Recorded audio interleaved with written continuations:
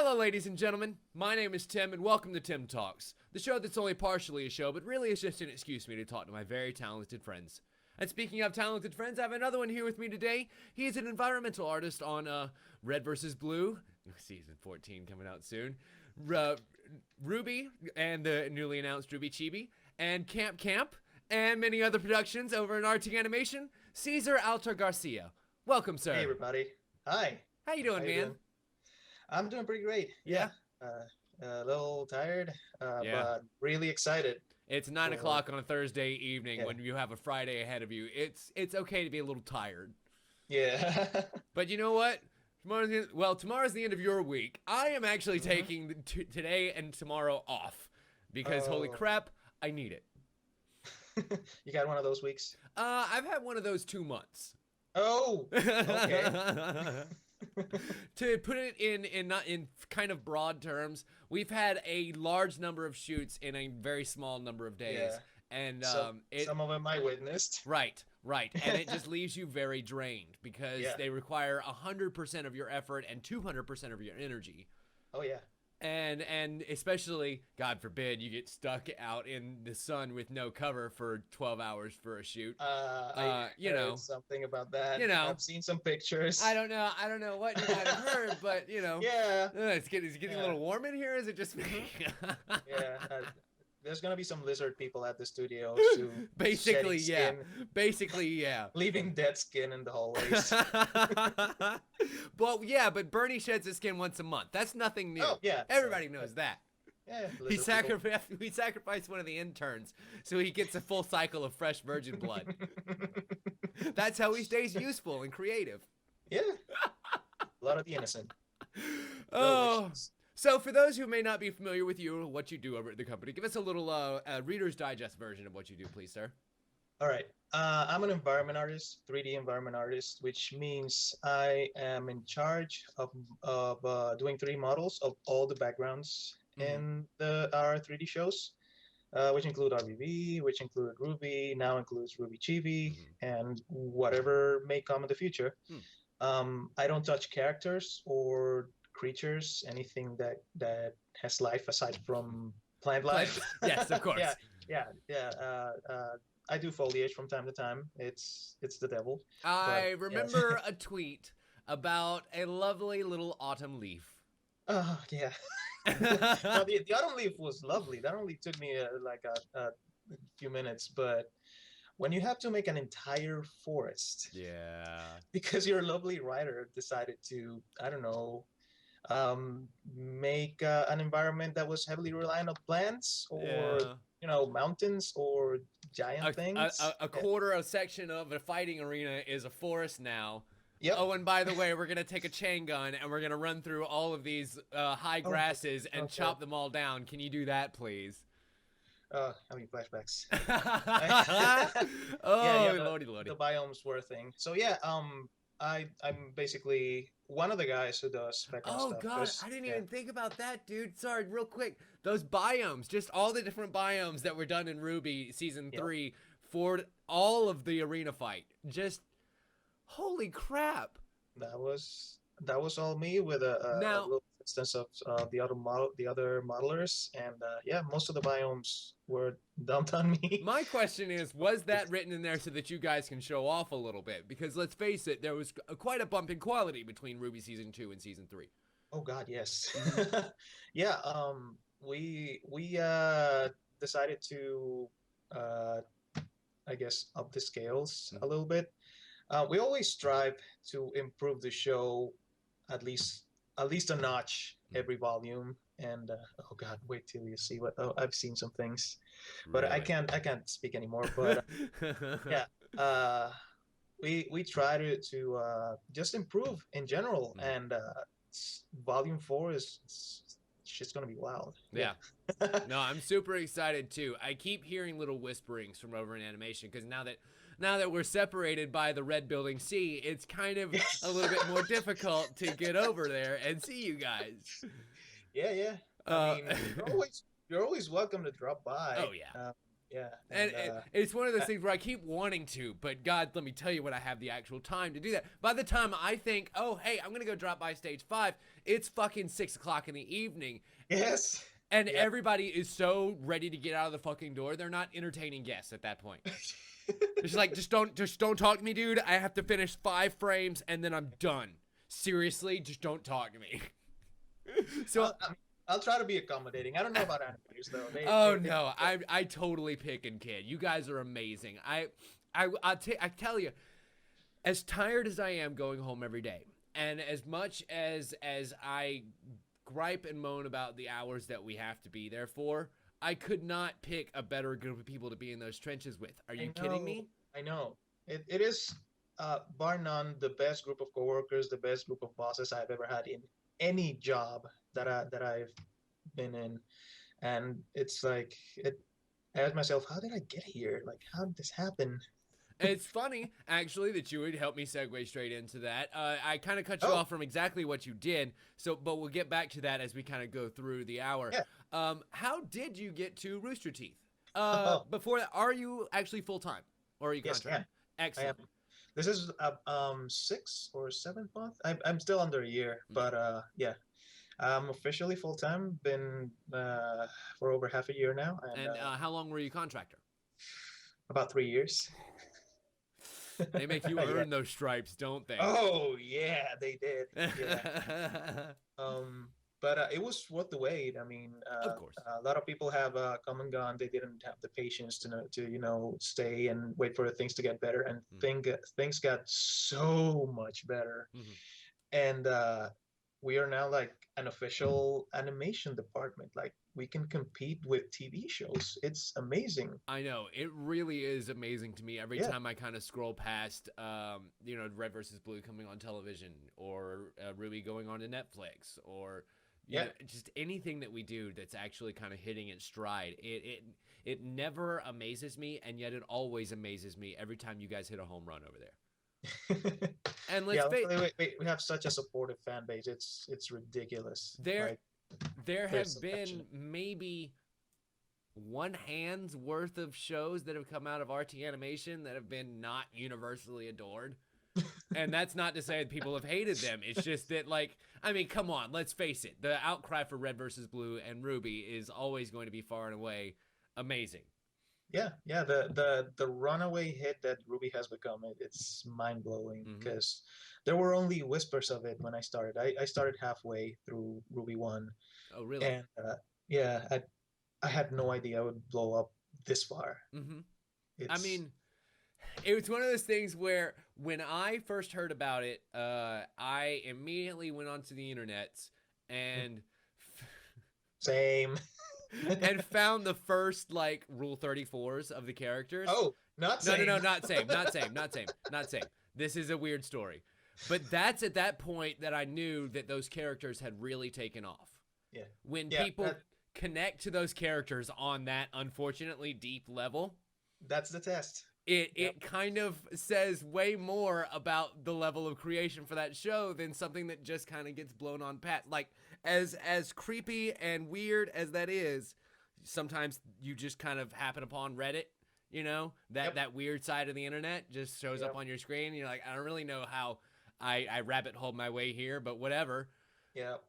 Even doing like a regular search on characters, like you're at work and you're like, I wonder if this character had, I know, this buckle or this certain costume piece in this place. And all of a sudden, bam! Oh, hello. Is that even physically possible? What is this? Yep. Emma Frost. I had to help a friend make an Emma Frost cosplay, and that's one that when you Google that, just don't. Just don't. Don't. Oh, no. Because, like, her natural costume was already, like... Yeah. It's basically 3 napkins. It's Lilu from fucking Fifth Element, It's just a little bit of straps that barely cover boobs and everything. Yep. And, those get removed very quickly in most online art once you actually just put it in Google. Like, safe search ain't gonna save you from shit. It's very spotty. Anyway, getting back to topic and away from Rule 34. So... You started out working on RWBY Volume 1, And then that would have been around, like Red vs. Blue 12?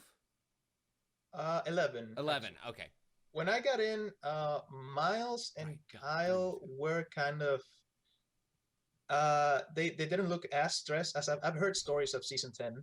So they looked pretty relaxed because it was just straight machinima. That season was very little animation. Right. Or I don't think it had any now that I think about it. Yeah, I think that was one of the special things about that season was that they kind of went back away from the computer animation because people were kind of rebelling against it. They were exhausted too. I mean, season 10 took a huge toll on everyone involved, and they needed that rest. So I came in. They were pretty, working normally. Yeah. Not a lot of long hours, at least at the beginning. So you guys put out the teaser trailer very recently for Red vs. Blue season 14, coming out very, very unfortunately soon, and this one looks to be a little bit different. What can you tell us about it? Without spoiling too much, because they would murder me. Yeah. It's basically they're gonna split it into short stories, so it's gonna be a sizable amount of different little backstories and side stories from characters you know very well or don't know very much at all, and you like to know what happened. I love hearing Bernie's Vic voice. In that trailer, it was great. I missed him so much. Yeah, it was cool hearing the comments be like, Vic sounds different, and then people would be like, well, duh, now they're not recording things into tin cans, Exactly. He's gonna sound a little bit better and different, therefore. Studio, yeah, and I was like, well, duh, of course. Why didn't even I think of that? But you just don't like you. It's funny to think of the fact that Red vs. Blue Season 1 was not recorded in Stage 5, It all kind of blends together because you just think of Rooster Teeth as an entity that has always been the way it is. Yeah. Because they try really hard to keep things the way they've always been, updated and tweaked as necessary for the size. Yeah, especially if you come into the company recently and you're not aware of their past exploits, and then you start seeing our first shows and you're like, what? Yeah, exactly. Yeah, it's a little shocking. Yeah.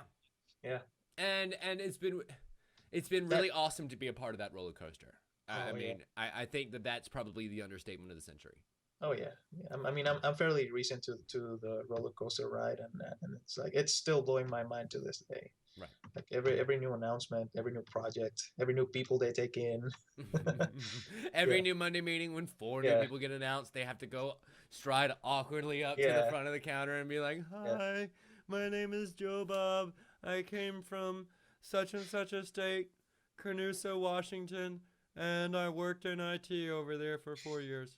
I'm so glad I didn't have to do that. Yeah, I know. I have to do it. I have to do it in front of like 60, 70 people. I'm really glad that I happened to know a good number of people when I came into the company. It was one of those things where I'd been lucky enough to work with a lot of them during RTX. Yeah.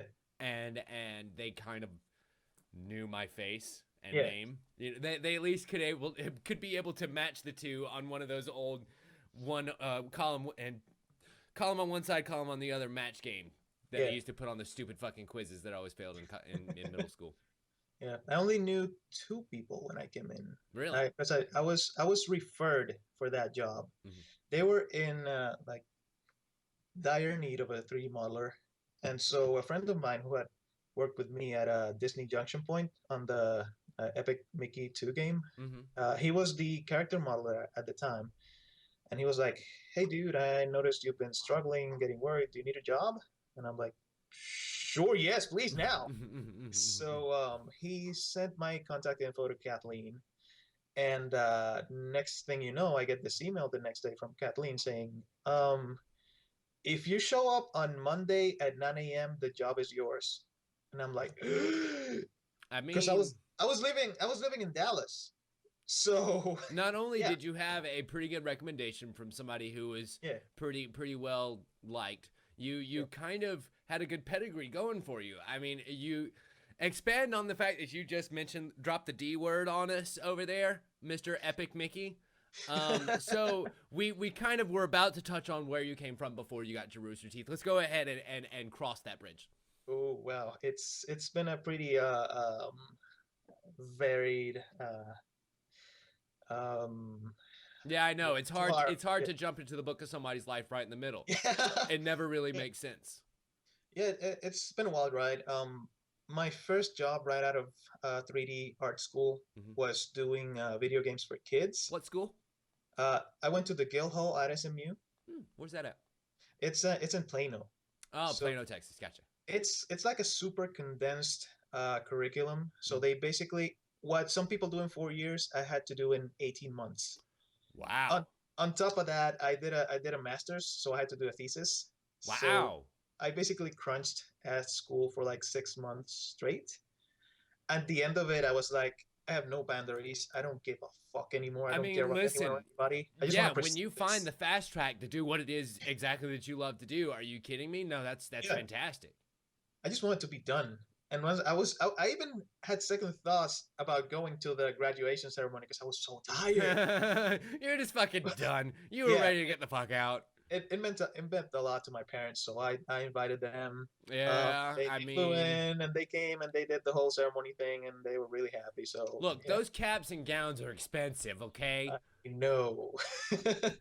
But yeah, I went to the Guildhall and after that I got called by a company that did video games for children. Mm-hmm. So I worked on that for about 9 months, but I lived in Oh, did Plano. you make the Math Blaster? I love the Math Blaster. That was my favorite. No, I'm just kidding. I don't know if I should even mention the game because it's okay. It's kind of awkward. Mm-hmm. Um, uh, so they were children's faith-based games. So yeah, they were games made for Christian children. So it was Oh. extremely awkward Oh. in that office, but I needed the job. Right. I was doing Right. 3D. I was doing 3D work. I was working with Unity, which was a huge appeal to me at the time, Yeah. and it was so weird because I felt like I couldn't be myself. I couldn't express myself in there. I couldn't cuss, Right. and it was Right. the complete antithesis of what Rooster Teeth is. Right. And they were really nice people, and I appreciate them giving me a job that got me started and everything. But You'll oh god, it pardon was the so, expression, but bless you, sir. You endured a lot. yeah. So not only that, that was the kicker. The kicker is this. I worked in Plano. The company was in Corsicana, Mm-hmm. 2 hours away, and I commuted every morning, 2 hours to work on kids games for 9 months. Dude, Yep, four please hours. tell me you wrote that off on your fucking taxes. Yes, I did actually. Good. Oh my God, good. I That is kept so on- much money back. Ladies and gentlemen, if there is one piece of advice that I can give you as a growing adult, learn to do your motherfucking taxes and Save take your advantage. receipts. Take advantage of all those deductions because my God, as an I assume independent contractor over there. Um, Actually, yeah, I contracted. Then it was a weird hybrid of full time Right. and contract. But if you're having to do a 1099 and you're having to pay your own taxes, you're Yeah. going to save yourself thousands and thousands of dollars by being able to write off stuff like your wardrobe, your haircuts, if you have a presentation type job, your mileage, your gas, Yep. the car maintenance. The list goes on. Seriously, things around your job, those are the things that can be written off on your tax returns. And as a growing adult, and with this being around tax season, learn that shit. Yep. Here's a timely message from Tim Talks. Bing. Now back to the show. All right.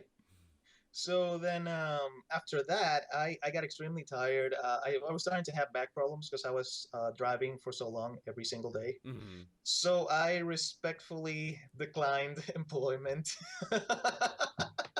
Look, guys, unless you can yeah. just like lift up the fucking plant and just move it over 2 hours, I can't. Actually, the last couple months, they actually moved to Waxahachie, Mm-hmm. which is probably 45 minutes closer. Oh, But still, yeah, still but still. 1.5 driving every day to and from. So, to be fair, in Austin, that's like driving, what, 15, 20 miles? Give or take. Yeah.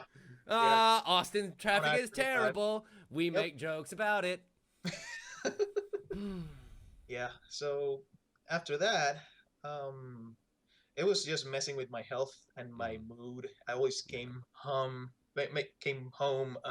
in a sour mood, and my partner was just taking the brunt of it every single day. And it was just right, we can't keep up with this. We right. got to put stop to this. So I got into an arrangement for a short amount of time where they would send me stuff and I would work from home, but that didn't last long. Um, Yeah. After that, I got picked up by a company in Florida who did contract work for Gearbox, which Hmm. is one of the companies that I have always like it. It would be one of my dream job companies to work at. Right. And when I Gearbox, for those who may not know, the company behind like the Borderlands series and that sort. yeah, and now Battleborn coming soon. Hmm.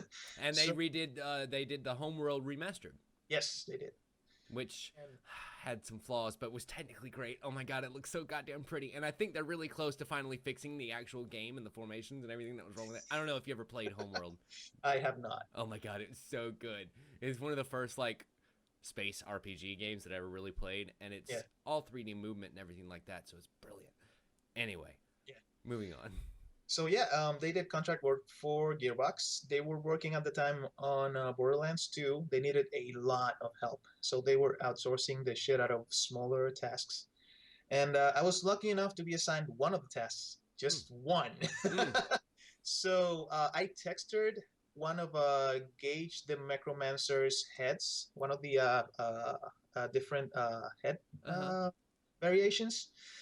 So I ended up doing the bang bangs, which is kind of like a bandana on the face, and it ended up in the game. So that was pretty awesome. Huh. And it was also the only thing I did for the game. Hey, look, being a tooth on the gear in the box is still Yeah, better than fucking nothing. Are you kidding yeah, me? yeah. That's right. It was only a scarf, but I'm so damn proud of that Yeah, scarf. no, that's fantastic. I imagine, did you play Borderlands 2 and use that scarf on your character?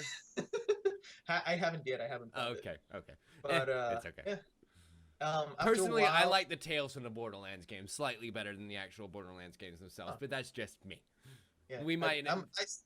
I'm still thinking of buying it because I'm halfway through the Game of Thrones ones, and Mhm. it's so draining because it's so depressing. But Oh yeah, that's to buy list. Yeah, yeah. the Tales of The Borderlands. Tales from the Borderlands is kind of the exact opposite of Game of Thrones one. Like it has all the same plot point, like not plot points, but like all the same wonderful plot progression and everything.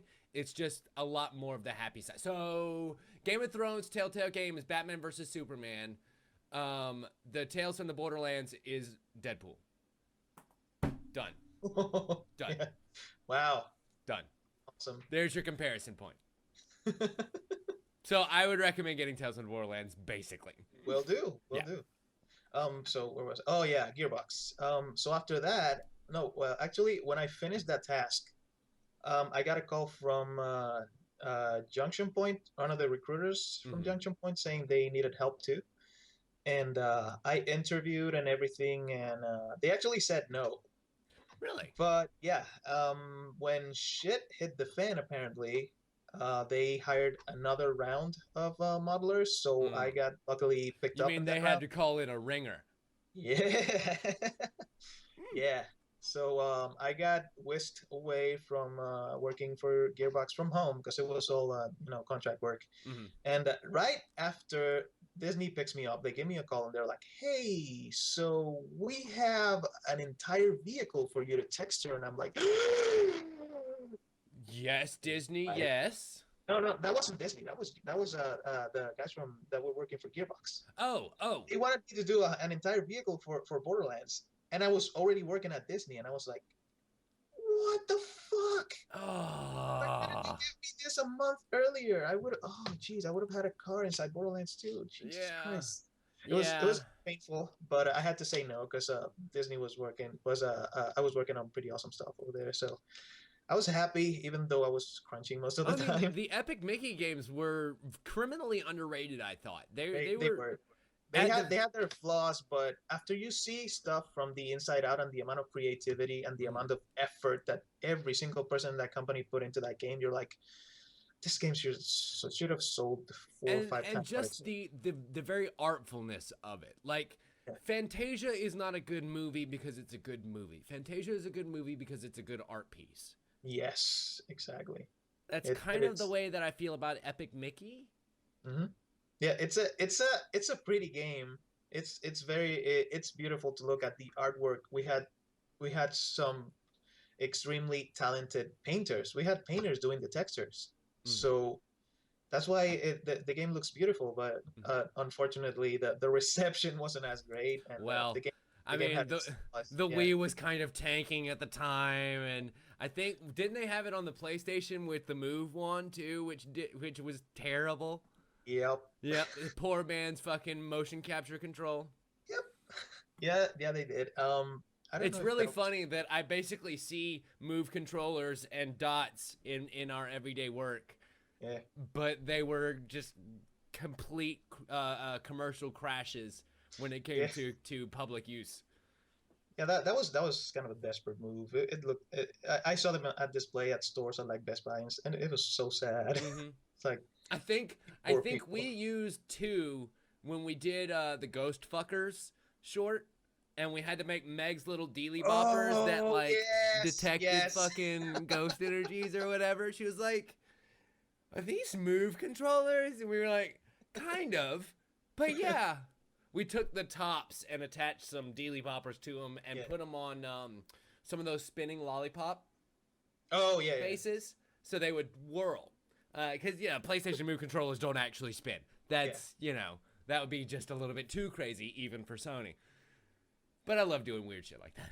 So I was like, they're pretty much just PlayStation Move controllers.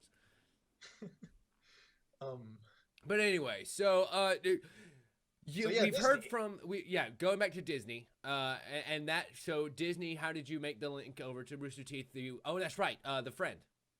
Yeah, that's where I met my current project lead, Tim Reed, who has been also since RWBY 1, and also our former character modeler, Brett. He was the one who actually recommended me to Kathleen. Right. They eventually, when the project kind of was done and all it needed was, testing, so we all got laid off. So, it's the game industry. It happens. The times when we only had 2 animated shows. Yep. So we all got fired. All the contractors got, well, not fired really. No, it was like they were really sad because they had already kind of bonded with us. Right. We made friends. I mean, you were unfortunately relieved of duty. Like there was just no work to be done. Yeah, one good thing is that since it's Disney, they're rolling in money, so they gave us a pretty good severance for letting us go. Like a couple months before the game was due. But I'm really grateful. I wasn't salty at all because they treated us so well. They were really respectful. They were actually, some of them were like glassy eyed when they were giving us.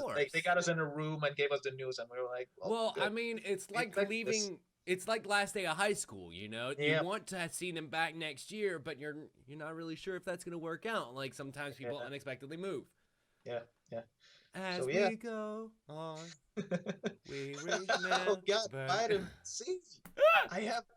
Wow. A little bit of Pocket Bells canon for you, good sir. But yeah, so I mean, like, I imagine that when they kicked you out of the door, it was with the understanding that should the bat signal ever go up, come running. Yes, and it did go off because Taylor, who is the voice of Penny, she was doing she did environment art for season 10 of RWBY. And then her husband, Brett, then came in to be the lead character modeler on RWBY 1. And that was my way in. Right. And then eventually Tim also, who is now the environment, the 3D art lead, he eventually came in. He was also on and off. And the rest, as they say. Yep. Yeah. No, that's freaking awesome, man. It's really crazy how, like, you can kind of look back, and hindsight being 2020 is kind of a thing we all know, but it's not really something that you appreciate until you tell the story from front to back, and you kind of put it all through that prism. Yep. And you realize there kind of really wasn't another path to go. I mean, it's one of those things where I've told that story time and time again. I was literally in front of a group of high school students who were the seniors and juniors of the high school that I went to. I went to a Camden Military Academy, a small little military school in South Carolina, blah, blah, blah, blah, blah. I got ambushed to give a speech one day when I just went there to visit a teacher, and she was like, "Oh, I've got a class full of theater kids, and you're a successful guy who's working in the movie business now who graduated from here. Can you give a rousing talk to them?" And I was like, I have it written on my hand. Sure, yeah, let's fucking do this thing. And so I'm sitting there rambling on for like 20 minutes, and I kind of tell my life story and how I got to working in the movies, because really, like, that's the only story you've got is your story. Every one of them is different, you know? Yep.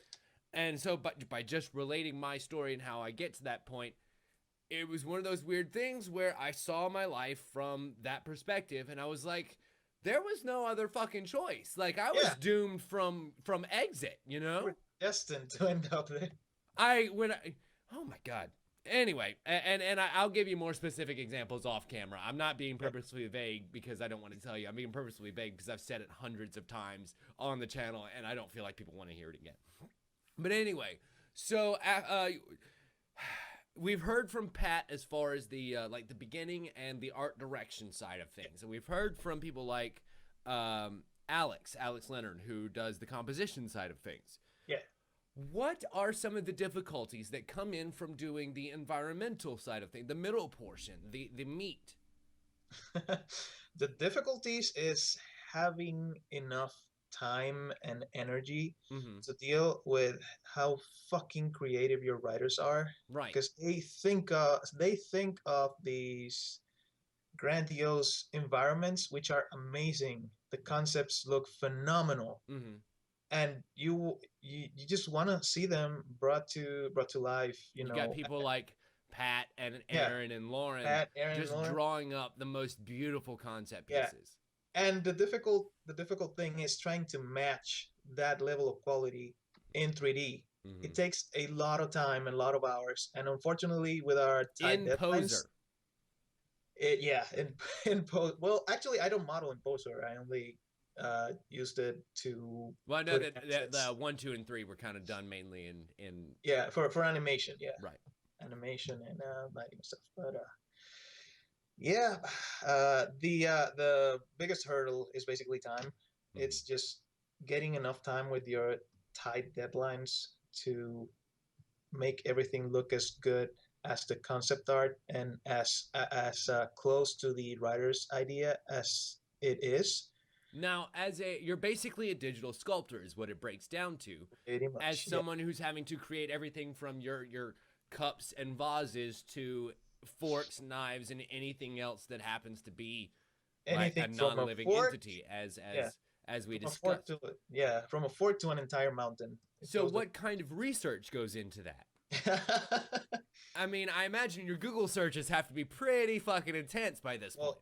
If in the unfortunate event that I don't have concept art from one of our many talented artists, I have to spend a lot of time looking for, doing Google searches, looking for in websites like CG Textures, and just looking for painting techniques, or in the case of RWBY, where everything is photorealistic, just looking for the most high-res images on the internet, right, to texture stuff so it looks as close to Halo as possible. Right. So, it's interesting. Did you play Alien Isolation? I played the first couple of hours. I did not get to the part where the aliens start popping up. They did a really great job of doing the reverse of what you kind of have to do, where they took the set that they made back in 1970 and translated it into a video game 1 for fucking 1. Like, it was creepy in and of itself, just how close they nailed the art aesthetic for that.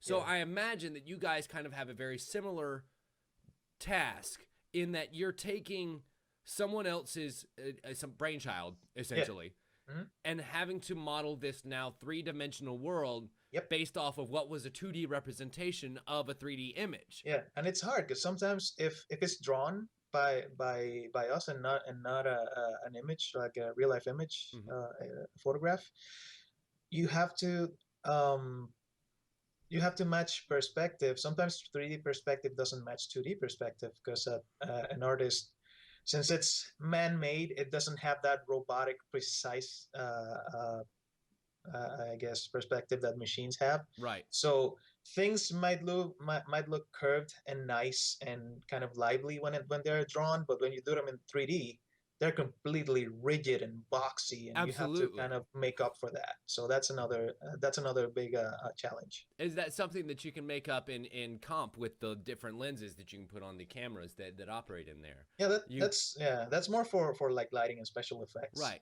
Yeah. Is this, elements that you have to play with as you guys are making one of the longest running web shows on the internet. Yep. Like it's crazy that you guys are still now 14 seasons in challenging yourself and and pushing the envelope and doing things bigger and doing things better. And RWBY season 4 and Camp is something completely different than anything we've ever done before. And I just heard the theme song for the first time the other day.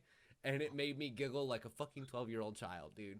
Like, oh my god. I've only heard it from afar, and it sounds amazing. I'm so excited for everything that you guys are doing, dude. And I'm gonna have to have you back on at some point in the future because we're reaching the point in the show where we're about to go into the questionnaire. But I have so many more things to discuss, so we're gonna have to return. Yeah, absolutely. But at this point in the show, I think we're going to go ahead and start rounding things out. And I love to end the show on a reappropriated version of the Proust personality questionnaire. And it goes a little bit something like this. Cesar, what's your favorite word? Oh, jeez. It's a Spanish word, actually. I use it a lot because it's a multi-purpose word, kind of like fuck. Yeah. It's a very Dominican, Puerto Rican word. It's puñeta. Uh-huh. Yeah. And so is there an English translation? No. Okay. It means a lot of things depending on the country, but it's a multi-purpose word. Like when you stub your toe, you go fuck, or you see something amazing, you go fuck. So you use that word in the same context. Right. So, yeah, I use it a lot at home. I use it a lot inside my head at work because I'm just not gonna scream puñeta in the middle of the animation pit. But yeah, it's one of my faves. Well, I mean, it's one of those things that would be better reserved for when the cameras are actually on. You just see the big swirling shot that's overhead is puñeta. I could totally see that being the ending of some short that we wrote, The whole server gets deleted and you just see like a flash on the screen that says RWBY gone and it's just like puñeta. That I could see. Oh, that was wonderful. So what is your least favorite word then? Least favorite word, I'd say it's can't. Yeah. Yeah, I hate being hindered and told no, so can't. Fair enough. Yeah, find out a way to work around it with me. Don't just say no. Stonewall. I hate stone walls. Yeah, exactly. What sound or noise do you love? Sound or noise that I love. The ocean, the beach. I grew up in an island, and any sound that takes me back there, like the sound of the waves, is just it just relaxes me. I understand. Yeah, sends me back there. And now that you're landlocked in Texas, it's a little bit more difficult to kind of get that. Yeah, I miss it a lot. And what sound do you hate? What sound do I hate? I hate the sound of, somebody described it at work a couple days ago. It's the sound that a silverware makes when it scrapes against porcelain. Yeah. Shiver just thinking about it. It's Ugh. Yeah. I actually kind of just got goosebumps. Like, I don't know if it registered on camera, but I actually just gave myself goosebumps doing that noise. Yeah, it's worse than nails on chalkboard. Yeah. The good news is we have all whiteboards now, and no more chalkboard, so we're actually safe from that exact thing. So it's just the fort that we're always left. It's all that we're left with. Yeah. What hero or heroine do you identify with the most? Phew. I would say uh, Iceman from the X-Men. Oh yeah. Yeah, yeah, he I guess came out really late in his life. He's been a mutant, he's had to hide it for a long time. Right. Has to hide it still from some people just to be safe, just to live a normal life. Now So there are a lot of parallels is with that because a you lot want of to look like the main character from Animorphs, who then became Iceman in the movies? people. Yeah, yeah, that's right. Actor whose name that I can't think of. I haven't forgotten Animorphs. He's in that new game that came out, that time game, um, that time manipulation game that just came out. Uh Quantum, oh, Quantum Break. Quantum Break. Yeah, Yep. All I could think of was Time Crisis for some reason, and I'm like, no, that's a light gun game, you idiot. Time Crisis. Yeah. Oh, memories. Oh yeah, yeah, he's on that. Yeah. Interesting. Yeah. But and what villain? Villain. Um, I would say Magneto. Mostly because he's Mm. very impulsive, and he will do whatever it takes to achieve what he wants, Mm-hmm. no matter if it destroys everything around him. Look, it doesn't hurt that you happen to work around a lot of metal on a daily basis. Not gonna lie, that would make things rather convenient. I think I would just like line my coffee cup with a small amount of iron, like not the outside, not the inside, obviously, and then be able to just levitate the ceramic coffee cup over Oh to yeah, me. absolutely. I would just use my superpowers for convenience, not actually for anybody else's benefit. I'd be so fat because I would be so lazy. It's like everything just floats to me. I mean, it's the Wall-E scenario, isn't it? I think that pretty much nailed what's going to happen in the next 50 years. We're going to have floating chairs. Everybody's going to be fat, drinking out of giant sippy cups with the huge straws because we can't lift our arms anymore to reach our face. Pretty much. I hate future humans, and we're not even there yet. Getting there. So what would be your superpower, sir? Superpowers. um. Wow. I would like to be able to stop time so I could do everything I would like to do. Mhm. If not that, at least have some sort of really extreme, I guess, immortality or longevity to just experience all the things that I want to experience in this life and I haven't had time to. Right. Because you want to do so many things, you want to learn so many things, you want to travel, you want to be able to hit certain goals in your life, and then you get to an age where you realize that every single year is just getting faster and faster and faster, and you're like, shit, life, slow down.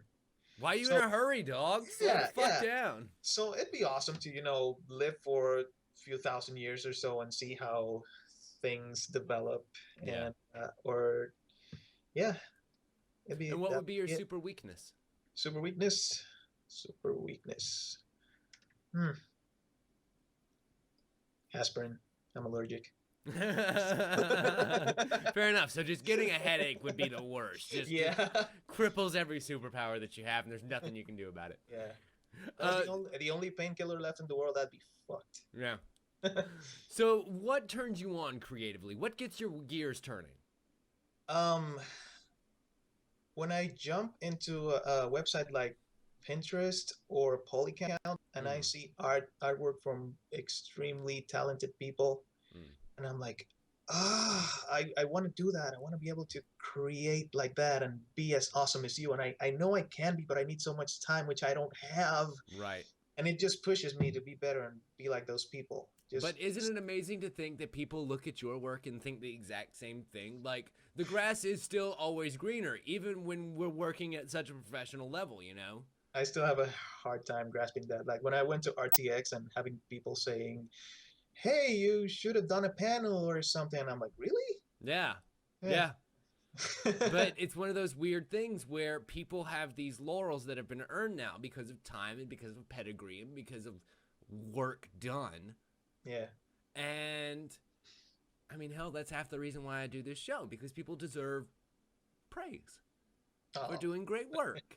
You You know, deserve like, praise too. I mean, you've been doing this for years, man. And I saw a few episodes before just to know what I was getting myself into. uh-huh. And I'm just saying, yeah, that your the quality, the amount of quality that you put into these videos, and I don't know, it just shows that you just put love into them, and you Well, thank you. deserve all the views, man. I appreciate it. I really do appreciate it. And I'm trying to eventually work my way around to everybody. I'm sorry that it's taken this long, but I like sitting here and being able to chat with people who I normally don't have the time during work hours. So Yeah, it's a work excuse to make a social call. Like, this is probably, and just kind of lifting the curtain back here, this is probably the longest time that you and I have actually been able to stably talk. exactly, yeah. And it's unfortunate because as you can see, we have so many topics we could Mhm. spend hours talking about, and work, life. Yeah, just takes it all away. Yeah, And not, I mean, for better, we are all that creative energy, all that yeah, love goes to the most beautiful of places. yeah. But unfortunately, it doesn't go to cultivating friendships and relationships. It Yeah, does not serve that purpose yeah. very well. There is a shit ton of people at the company that I just want to get to know better, and they just don't have the time. They're always busy. Mm-hmm. Yeah. So what turns you off? What turns me off is just negativity in general. Mm, Also unfairness. When I see an unfair fuck situation, that. yeah, happening in front of me, and like no one can do anything. Like for example, like we were talking earlier about layoffs. Like Mm-hmm. whenever that happens in the industry, and friends of mine who went to school with me are like laid off from gaming companies that, oh, we shipped the game, we can't justify We're having you guys in done. here, we're done. And suddenly they're in the street looking for work for months, and you're like, shit. Yeah. That's a huge turn off for me. That's like I love and hate the video game industry because of how flaky it is in terms of like financial stability. Mm-hmm. That's why I'm so grateful that I got picked up by Rooster Teeth, because their animation, they're not strictly video games, but they have a strong backbone they've built where at least you feel safe. It's the And stability of a 9 to 5 with the yeah, creative fulfillment of an entertainment business job. the creative and entertainment and the hours of a 12 to 24. Sure. Yes. Yes. Yeah, yeah, it's a lot of hours. That's another thing that people need to grasp about, like finding your dream job. It's a job, and Yeah. it's a lot of hours. It is a dream, but it's also Yes, a job. yes. So And there's gonna be bad things. There's gonna be boring things. There's gonna be amazing things, and but that's not it's to not say always a that it's dream. a job in the bad way. It's a Yeah, job in the you have to take it seriously way. yeah. You gotta work. Yeah, you actually have to put in the man hours, and you can't just rest on the fact that you made it across the finish line, because guess what? That's not the finish line, motherfucker. That's the starting line. Yep. You And did now, all that work to get to the start of the race. yeah, and it's an Start obstacle running. course. It is Mm-hmm. an obstacle course Oh constantly. yeah. Actually, I would say more swimming, because I always feel like I'm treading water just about to here. Like Yeah. between here and here. So like I can't breathe, I can breathe. I can't breathe, I can breathe. And that honestly feels the most fulfilling to me. It feels Yeah. like I'm being challenged, but at the same time not overly challenged. Like I'm not Yeah. completely over my head, but at the same time I'm still tackling new things that I've never had to do before, and I'm having to think creatively and do solutions to problems that I never knew fucking existed. I like that. It makes me feel really Yeah. good. It makes me feel good inside when I go home at the end of the day. Yeah. It helps also being surrounded by such fucking amazing talented people, because they like you hit a hit a stopping point. Like if you hit a roadblock, you can just go one or two seats over, and somebody immediately knows how to help you or knows what's wrong, and that is amazing. That is why I vastly preferred working in a team environment that working from home doing contracts. I mean, 'Cause that at is the end of the day, when you leave the job, you have to do the job well for the sake of keeping the job the next day. That's all well and good. yeah, But as the most difficult human aspect to fulfill, being happy yeah, kind of also has to do with being satisfied with your work, yeah, in my opinion. yeah. If you True. can take pride in the work that you do, that directly affects your mood and your self-esteem. Yeah. The way that you see yourself, the way that you see other people see you. That was my problem with the kids games company. I mean, it was work, but I was miserable and I was not myself.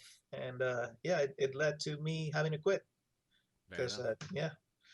So what advice would you give to your 13-year-old self? Oh, jeez.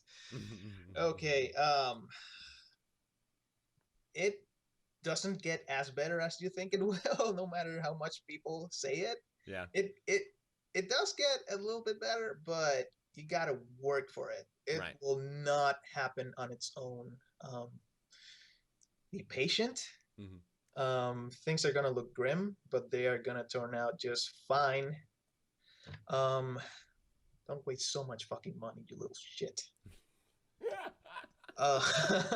Save, for the love of God, save. God, if I had $1 for every time I told myself that, I wouldn't have to take that advice. Yeah. Do not pay attention to the school counselor because she doesn't know what the fuck she's talking about. She doesn't know what your dreams are. She's gonna give you bad advice on what career you want. And she did. Yeah. Can you imagine me as a programmer? Not so much. So yeah, that's what I would say. What is something that only you do? Only me? Jeez, it's a hard one. Oh, I know. The softballs are all first. It ramps up after that super weakness question. Wow. Holy shit. A quirk. A glick. I used to have a talent, but I lost it, which was I could whistle with my mouth closed. Interesting. Yeah. I had such a high pitch in my throat that I could actually go really high, and it sounded like a whistle, but wasn't really a whistle. So I could imitate the sound of a whistle with my mouth entirely closed, and it came out through my nose.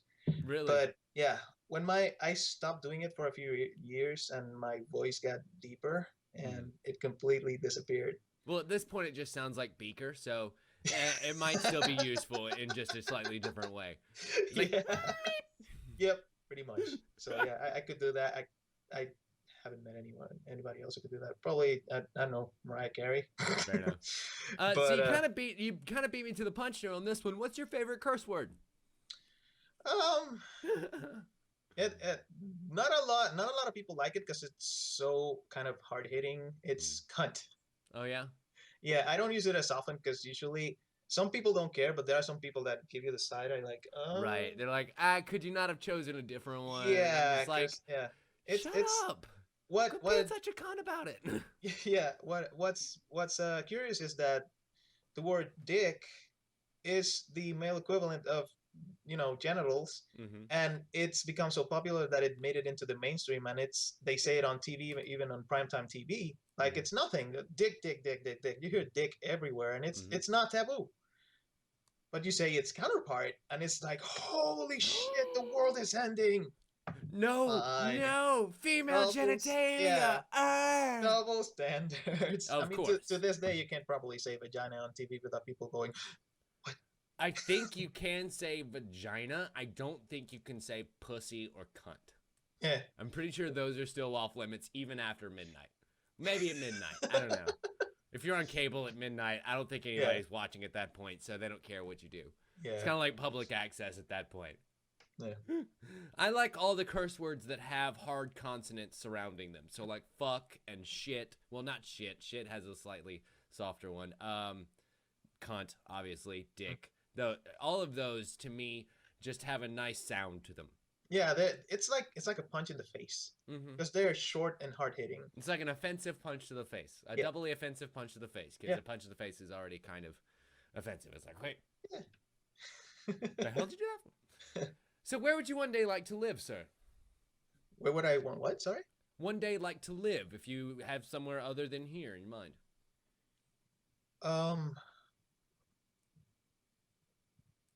Wait, can you repeat the question? I didn't quite hear. Of course. Your dream home. Where's somewhere that you would like to live? My dream home would be somewhere. Damn you, Time Warner Cable. Somewhere with a tropical climate, surrounded by beaches.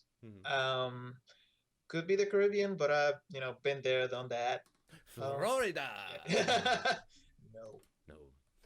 No. I love Gulfside, Florida.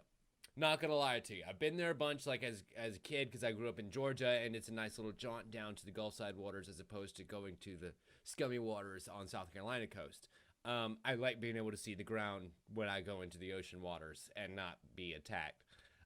So I like those waters. Anyone else? Not so much. I gotcha. Yeah. It would have to be hmm, somewhere. Just pick any island paradise, really. Fiji, Hawaii, anywhere there's beaches. Love it. If I could just end up with a huge I sea can just see you walking along the beach with a sun hat and little capri pants and walking shirt tied around your waist. Walking a tiny little poodle. Oh yeah. Oh yeah. No, that sounds great. Are you fucking kidding me? Like I'm not even making fun of you. That sounds perfect. Yeah. So if you had a choice, our last question here to this evening, how long would it take you to respawn after you died? After I died, I would wait a while. Really? I would like to wait, actually, say 100 years or so, like a whole century, just to see how things evolve or devolve, maybe. But I'd like to wait a long time to see just what course does humanity take, and then just have to take it all in and relearn what important things I have missed. It would be like a leap in time. Just travel to the future. Fair enough. No, I like that. I like that a lot. All right, ladies and gentlemen, well, I think that brings us to a nice rounding out point for our show. I want to thank my lovely guest, Cesar, for coming on today. Cesar, where can people find you on the internet? They can find me on Twitter. My handle is Geyser, all together with an I, not a Y, because I misspelled it. And the other one was taken. That's been underneath him this whole time. Do you I know that a lot of us are kind of starting to gather some sort of YouTube or Twitch presence. Do you have anything like that yet? I do have a YouTube channel with my partner. It's called C&J Play Games. That stands for Cesar and Jose Play Games. We haven't been very active recently because I've been really, really busy. Of course. But we are planning to go back. We have a lot of unplayed titles that we want to go through. So yeah, excellent. It's called C&J Play Games. Well, there'll be a link for that in the description as well. Yeah, sure. Well, ladies and gentlemen, my name is Tim Leftwich. Thank you all so much for watching today. I don't think that there's anything special for me to tell you guys at the end of this episode. So, yeah, we're just going to get on out of here. Stay tuned for when we do another stream on Saturdays and then Poke Monday streams on Monday. Cesar, I'll see you at work on Monday. Thank you so much for watching, everybody. Thank you for having me. Dude, you're very, very welcome. I'm glad you had a good time. We'll have to have you on again very soon, like I said, before we got to the questionnaire, because my gods, we could just gab for hours. Yep. All right, ladies and gentlemen, thank you all so much for watching. This has been another episode of Tim Talks.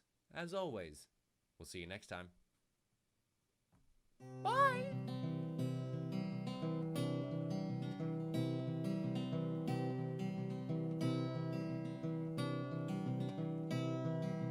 It's true, yeah. When I sat down, I was like, oh, God, what do I say? Right, right.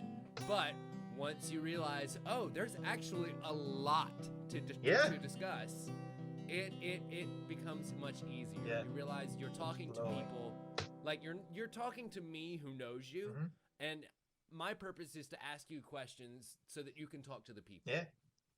You know, you are telling them, and they don't know jack all. Yeah. So we can go back to square one and spend 15 minutes talking about what Maya is. Yeah. And, oh, my God.